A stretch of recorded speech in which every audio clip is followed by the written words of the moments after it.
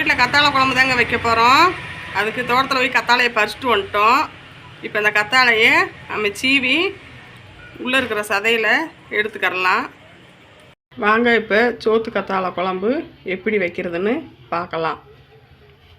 சட்டி வச்சு எண்ணெய் ஊற்றிக்கிடலாம். எண்ணெய் சூடாகட்டும்.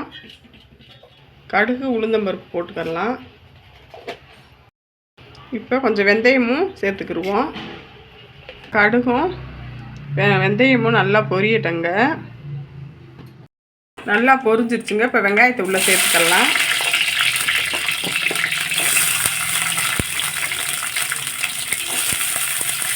ஒரு 200 சின்ன வெங்காயம் போட்டிருக்கோம்.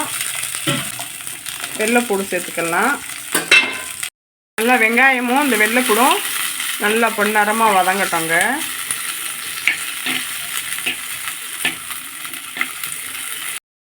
இப்போ கருவேப்பிலையை சேர்த்துக்கலாங்க.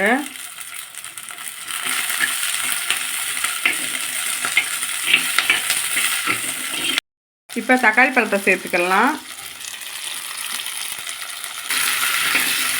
நல்லா வதங்கட்டும்.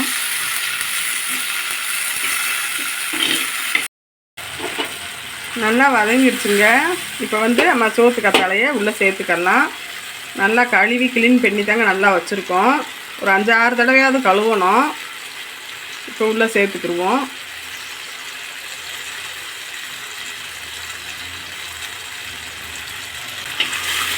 நல்லா வதக்கி விட்டுக்கலாம்.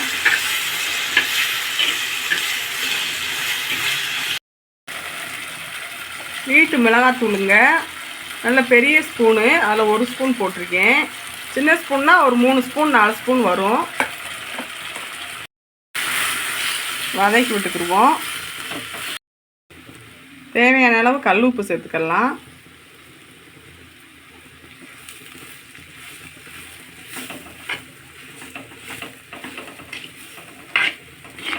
பச்சை வாசனை போகிற அளவுக்கு நல்லா அந்த மசாலா வதங்கிருச்சுங்க. இப்போ நம்ம 1 எலுமிச்சம்பழம் அளவுக்கு புளி கரைச்சி வச்சுருக்கோம் வடிகட்டி.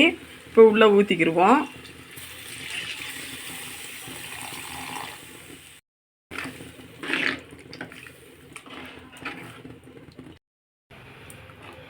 தேவையான அளவு தண்ணி சேர்த்துருக்கோம். நல்லா வெந்து வற்றி எண்ணெயெல்லாம் பிரித்து வரட்டங்க. இப்போ மூடி வச்சிடலாம். நல்லா குழம்பு வெந்து நல்லா வத்திருச்சுங்க. எண்ணெயெல்லாம் நல்லா பிரிஞ்சிருச்சு. இப்போ மேலாக நம்ம மல்லித்தூளை சேர்த்துக்கிடுவோம்.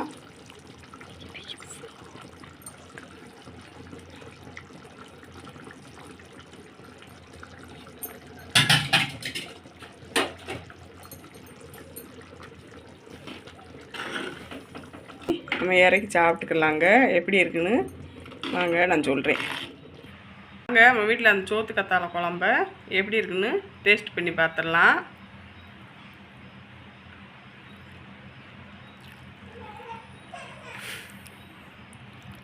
சூப்பராக இருக்குங்க. செம்மையாக இருக்குது.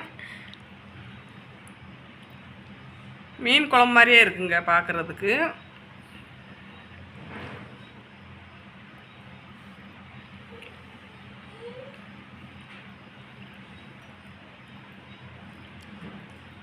கசப்பு எதுவுமே கிடையாது. மீன் குழம்பு மாதிரியே இது இருக்குங்க. நீங்களும் உங்களுக்கு கிடைச்சா இந்த மாதிரி இந்த சோத்து கத்தாழையை பறிச்சிட்டு வச்சு சாப்பிடுங்க. நல்லாயிருக்கு குழம்பு. நிறையா மருத்துவ குணம் இருக்குங்க இந்த சோத்து கத்தாழையில். நீங்களும் ட்ரை பண்ணி பாருங்கள். எங்கள் வீடியோ பிடிச்சிருந்தா சப்ஸ்கிரைப் பண்ணிடுங்க.